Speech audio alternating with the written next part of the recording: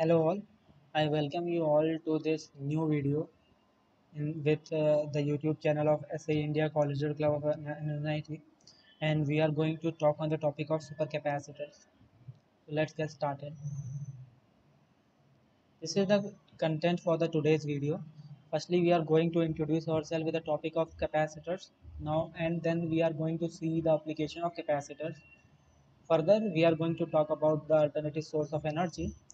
We will then talk about shortcomings of the battery and we'll get a question what other than the battery, and then I will introduce you with the supercapacitors and we will see the advantage of using supercapacitors. So let's move forward with our first content, the capacitor. In simple word, I can say that capacitor is a electrical energy storing device which consists of a conductor with a dielectric medium in between them. We can see different type of capacitor. One is the fixed capacitor, another is the polarized capacitor, and then is the variable capacitor. Going deep into the working of capacitor, we can see since it is not possible for the insulator to conduct electricity, but after some point of time it start conducting electricity and behave as a conducting medium, and a current is set in between them because of the voltage difference being produced. The unit of capacity of the capacitor is farad, and we generally consider using microfarads or millifarad in a very less amount of time. So the definition of 1 farad is that when 1 coulomb of charge causes 1 voltage of difference across the device. So what are the application of capacitors? Capacitor is not a new thing, and it is widely used in the field of electrical and electronics. It is used as an energy storage medium, which we can assume from the working of the capacitor. It is also used as a digital memory device. It is also used as pulse power and weapons, for power conditioning, for power factor correction, for signal coupling and decoupling, high pass and low pass filters, noise suppression, spikes and snubbers, motor starters, etc. Now let us talk about what is the need of alternative source of energy. We all know that non-renewable source of energy are powerful. It is highly developed because of the research and development, but it causes a lot of pollution. The pollution is questionable because more and more people are using the personal transport vehicle, which is increasing the pollution. Also, the non-renewable source of energy is depleting day by day.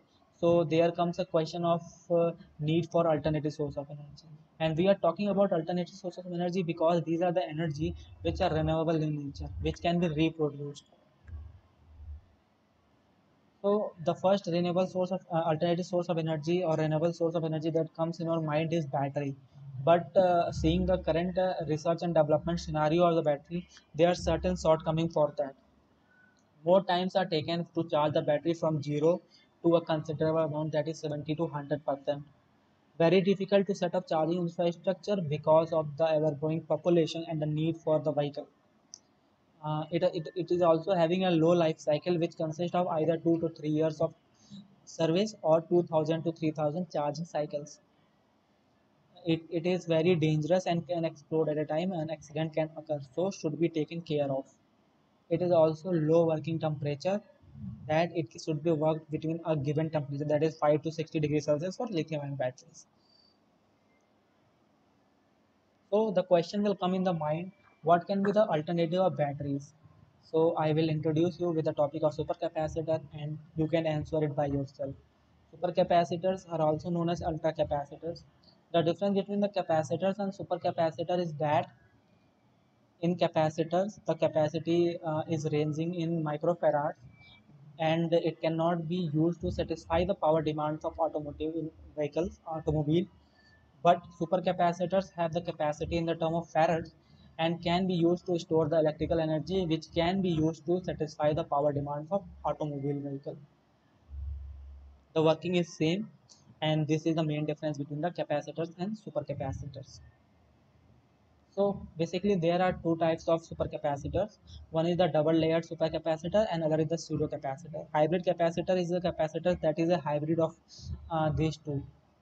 So in double layer supercapacitor, we store the charge electrostatically, that is through Helmholtz layer.